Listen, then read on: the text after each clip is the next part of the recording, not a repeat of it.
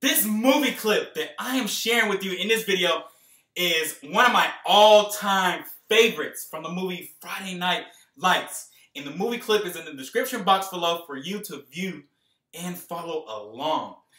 I've used this movie clip even in my LSAT days, right before I was going into taking the real LSAT, and even times of just leading up to the big test day. And I even use this video clip now from time to time, and the meaning I give to it, the insight that I always get from it on the inside has evolved and changed. And since I'm in a different moment than I am from the LSAT, I give it a different meaning. And just going through different experiences the last couple years or so, I want to bring to you a greater insight perspective that I get out of this movie clip. So it's Friday Night Lights, the movie, and it's about a Texas high school football team where in this particular town, city of Odessa, they are obsessed with football. The whole town is. They shut down the whole town to watch these football players play on Friday nights. And it revolves around, I believe this movie was set in 1988 or so. And Billy Bob Thornton is the coach. And they're in the state championship.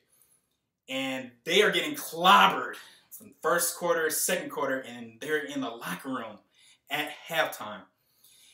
And Coach Gaines, Billy Bob Thornton, gives this rousing speech that still gives me chills.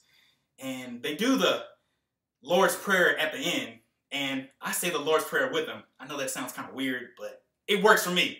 It gets me pumped up and ready to go. Like I'm going back on the field after halftime. Like I'm ready to go in the game. So with this, he said that he's always been talking about being perfect to the boys. And he gives this different interpretation of being perfect. So he says being perfect is not about the scoreboard out there. It's not about winning. It's about the relationship to yourself, your family, and your friends. And this perfection, and I'm just talking about it just in general, just my idea, my concept, and just my observation, just human nature. This perfection is something outside of us, our way, our right, where we have been conditioned, we have been taught, where we strive to be perfect. And it's such a egoic state to drive from. Just the way our society has programmed us, environment, heck, even parents. It's just, it has to be perfect. Whatever this thing that you're doing, pursuing, it has to be perfect. And we internalize that we had to be perfect. But when we grow up and when we learn and live life, we realize that perfect never happens. Because life is so dynamic. Things going this way, that way. And even if something is going our way, all right, down the line, it's going to be broken. It's just the way life is. But yet, we still are in this egoic state of if we don't get what we want, then we feel less of ourselves. And I don't know why that is. I'm still trying to piece that part out. But this is just my observation that not being right, not getting our way, we looking to these outside things. So we're looking at the scoreboard and seeing that, oh man, we feel less of ourselves. We feel this lack, i.e. insecurity. So I see perfection as a fear of losing, a fear of holding on to something and it being taken away. And because it's taken away or this outcome doesn't happen the way we want it, society has given us this meaning that we have to feel less of ourselves or we're not good enough and we just had to just be all over the place. But Coach Gaines charges them to take this perfection from the outside and stop focusing on the external things, but charging them to go more inwardly with this relationship with self, family, and friends. And with this, again, I don't believe in perfect. Perfect doesn't really exist, but since it's such embedded in our society, I'm just going to give you a different idea of how I interpret it. So with this relationship with self, this can be perfect in a way that we can love ourselves even when we don't get what we want. Self-esteem is about how do we hold ourselves in high regard when we don't get what we want, versus if we don't get what we want, something doesn't go the way that we want it to go, that we have to be angry, we have to be frustrated. These expectations that we set, what we think it should be, how it should go, and it doesn't happen.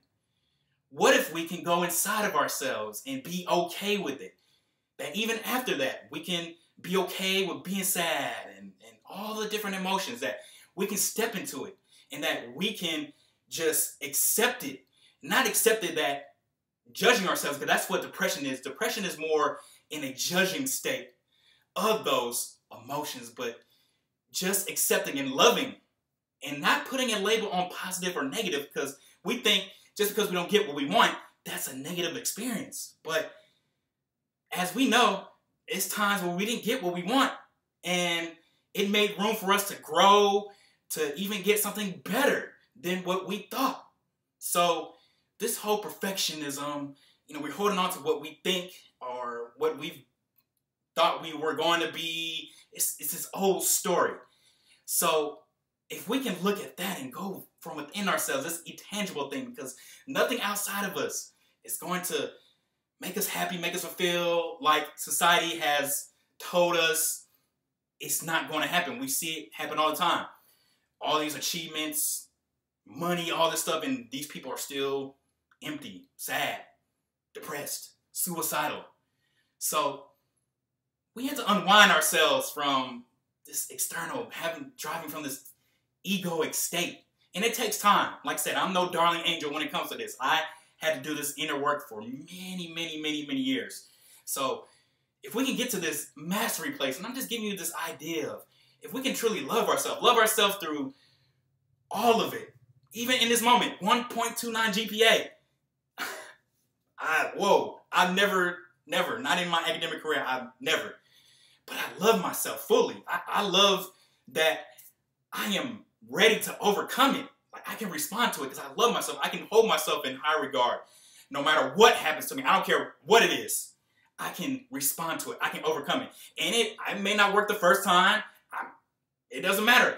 But I'm loving myself. I'm accepting. I'm accepting what is. And while I'm accepting what is, I am going forward and responding to it, being strategic, and most importantly, being honest with myself.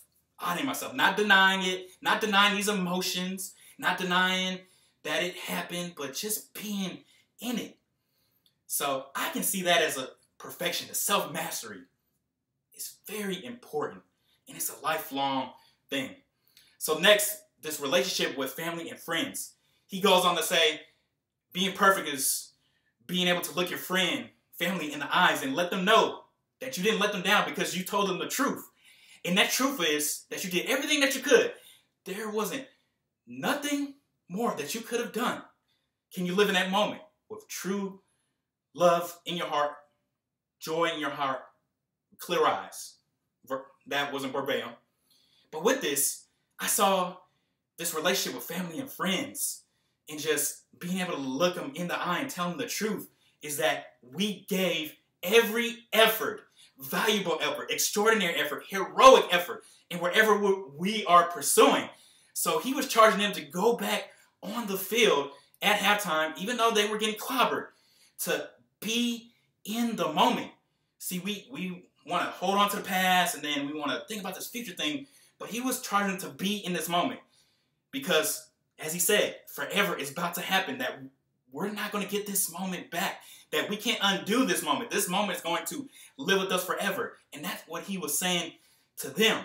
And that if they can live at that moment and just give it all they got, and really think about those people, the people that love them and believe in them, and giving all they got, leaving it all out there on the field, that was perfect. And I love that interpretation and just the way he delivered that. And even so, I think it more in the sense of not living with regret. And the hardest thing to live with, I think, is not living up to our full potential. I'm telling you, regret is something that we can't do nothing about it. It's gone. And when we think about it, we can't do nothing about it. So he's charging them to be in that moment and go all the way without any regret and looking at the people that they love in their eyes. Because you look somebody in their eyes, you are connecting with them and telling them the truth. Or sometimes you may tell them a lie. But in this moment, looking at them and saying, hey, I gave it all I got. There was nothing more, like everything. Even if the outcome didn't happen because they didn't win the game, the other team won. But then it's still perfect. They're not gone. They still have themselves. And the moment, the effort, the valuable effort, the inspiration of just going for it and just giving it all is more valuable, more enriching from the inside than anything that is outside of us. Even for me, I tell you that, my grandma was my number one woman in my life. And if this were never to become, let's just say, for me to go back to Oakland, California, to her nursing home and tell her, hey, Grandma, I did everything that I could. It didn't happen. Versus giving her excuses or this and that. It's like, Grandma, I did everything. She will be proud of that. Even anybody around me.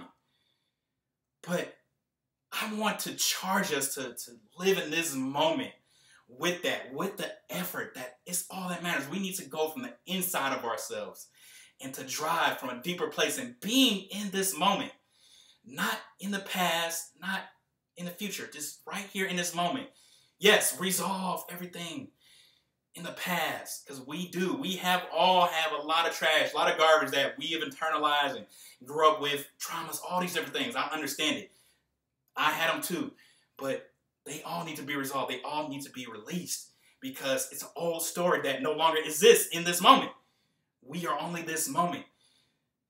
Right now, in this moment, things, life is making room for us to becoming this greater version, this evolving process of us if we can stay in it, not deny it, not resist it, but just being in it.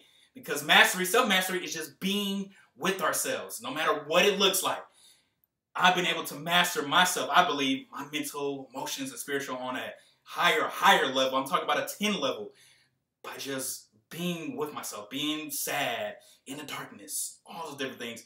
Really in my younger 20s, I'm 30 now, so I have evolved so much. So I know this video is probably 15 minutes by now, but just wanted to share that with you, give you an idea of what drives me and how this movie clip gives me so much power in the moment that I'm in and just preparing whatever I'm going through, and it just gives me an extra boost. So continue to look for movie clips that touch you, that speak of perseverance and reminds you of the strength and potential and helps you to remind you of the people that love you and believe in you. And if you don't have those things, I love you. I believe in you.